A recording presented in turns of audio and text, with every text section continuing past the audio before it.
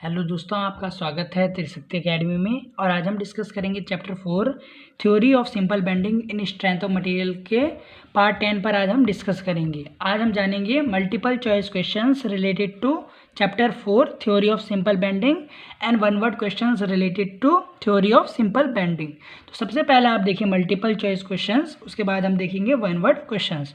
सबसे पहले हमारे पास क्वेश्चन है maximum bending stress in section of beam is in, यानी जो मैक्सिमम बेंडिंग होती है, बेंडिंग स्ट्रेस होता है बीम में, वो कहाँ होता है? न्यूट्रल एक्सिस पर, outer layer, inner most layer या नॉन ऑफ दिस। तो हमें पता है जो मैक्सिमम स्ट्रेस जनरेट होता है किसी भी सेक्शन ऑफ बीम पर वो हमारे पास होता है आउटर लेयर पर। वो होता है आउटर लेयर पर जो होता है मैक्सिमम बेंडिंग स्ट्रेस फॉर्म्ड होता है।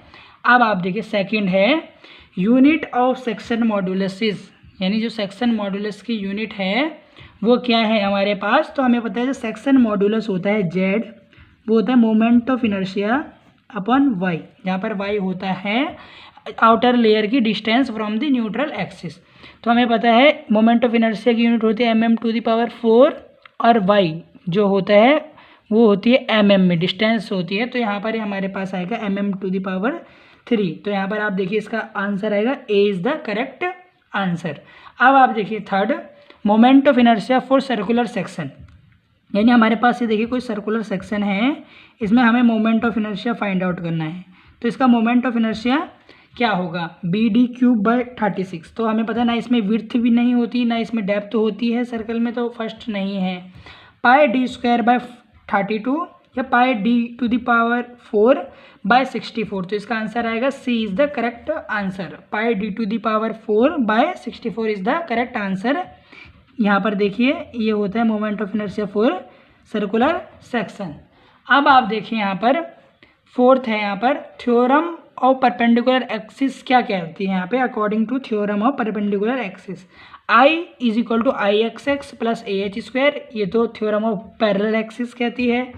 IZZ = IXX + IYY, यानी जो मोमेंट ऑफ इनर्शिया होता है जेड एक्सिस पर वो इक्वल होता है sum of moment of inertia about X axis and Y axis. तो इसका आंसर आएगा B is the correct answer, क्योंकि यही हमारे पास थ्योरम ऑफ परपेंडिकुलर एक्सिस कहती है। ये हो गया फोर्थ का आंसर बी।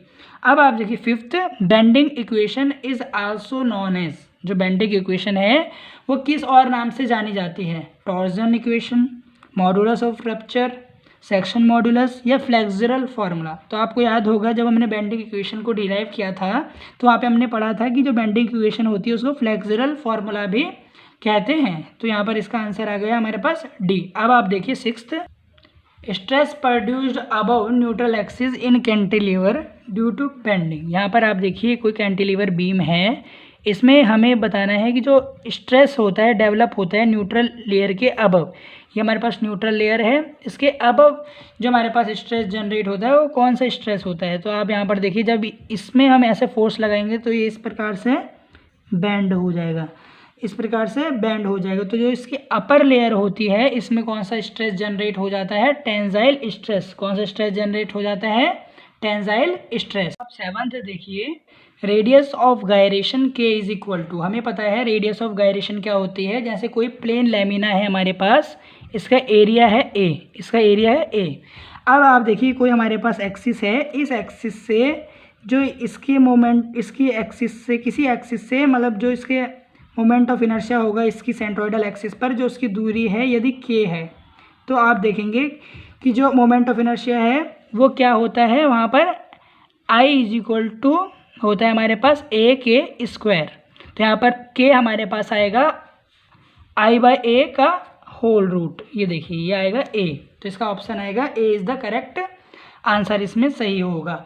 अब आप देखिए एट्थ को at the neutral axis of beam bending stresses, यानी कोई हमारे पास बीम है, इसमें यदि हमारे पास जो इसकी न्यूट्रल एक्सिस होती है इस पर जो होता है बेंडिंग स्ट्रेस क्या होगा? इस पर बेंडिंग स्ट्रेस क्या होगा हमारे पास? अब आप ये देखिए तो ये मैं आपको बता दूं कि जो न्यूट्रल एक्सिस होती है उस पर जो बेंडिंग स्ट्रेस होता है वो कितना होता है? 0। वो कितना होगा? 0। अब आप देखिए नाइन्थ को बेंडिंग इक्वेशन इज, यहाँ पर हमें बहुत सारी बेंडिंग इक्वेशन के फार्मूलाज दिए हैं, हमें बताना है सही कौन सा है। तो आपको पता है बेंडिंग इक्वेशन होती है m/i is equal to sigma by Y is equal to E by R, जहाँ पे m है मैक्सिमम बेंडिंग मोमेंट, i है मोमेंट ऑफ इनर्शिया, सिग्मा है बेंडिंग स्ट्रेस, y है distance of outer layer from the neutral axis, e है हमारे पास Young's modulus और r है रेडियस ऑफ कर्वेचर। तो इसका आंसर आएगा B is the correct answer, क्योंकि यह हमारे फॉर्मूला से मैच कर रहा है। अब आप देखिए 10th question, unit of moment of inertia is, 10th question है हमारे पास कि जो यूनिट होती है मोमेंट ऑफ इनर्शिया की वो हमारे पास क्या होगी। तो मैं आपको बता दूं मोमेंट ऑफ इनर्शिया का फॉर्मूला होता है हमारे पास I is equal to M K square या ए के स्क्वायर, ये होता है हमारे पास formula for moment of inertia.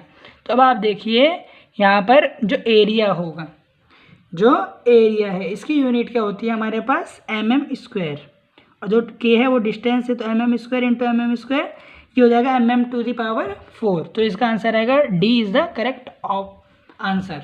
10th का जो आंसर होगा वो होगा D mm to the power 4। अब आप 11th देखिए, unit of radius of gyration is, यानी जो यूनिट होती है रेडियस ऑफ गायरेशन की वो क्या होती है। हमें पता है रेडियस ऑफ गायरेशन क्या होती है, डिस्टेंस होती है किसी भी एक्सिस से जो न्यूट्रल एक्सिस होती है उसकी। तो वो हम किस में यूनिट देखेंगे, इसकी mm में इसकी यूनिट होती है, क्योंकि ये क्या होती है डिस्टेंस होती है। अब आप देखें 12th, ये अब ये हमारे पास आ गए वन वर्ड क्वेश्चंस। यहाँ पर हमें क्या करना है, इनका फॉर्मूलाज लिखने होंगे या वन वर्ड में आंसर देना होगा।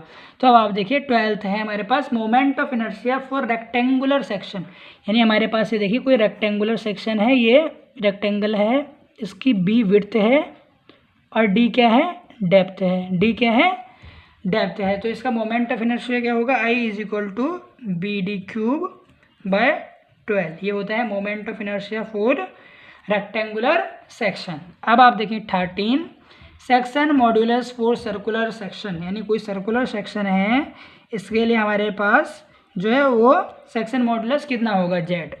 तो हमें पता है जेड होता है आई बाय वाई, आई बाय वाई।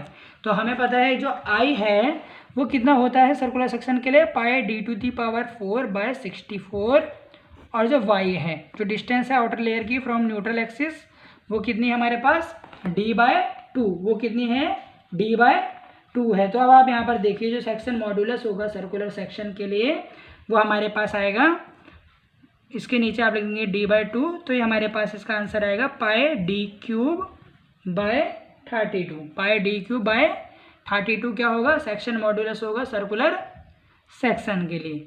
अब आप देखिए थ्योरम ऑफ पैरेलल एक्सिस, हमें लिखनी है थ्योरम ऑफ पैरेलल एक्सिस। तो हमें पता है मोमेंट ऑफ इनर्शिया किसी भी लेयर पर जो कि पैरेलल हो फर्स्ट सेंट्रोइडल एक्सिस, वो क्या होती है जो मोमेंट ऑफ इनर्शिया होता है सेंट्रोइडल एक्सिस पर प्लस एरिया इंटू जो डिस्टेंस होती है इसकी न्यूट्रल लेयर से इंटू एच का स्क्वायर, ये हमारे पास आ गया थ्योरम ऑफ पैरेलल एक्सिस।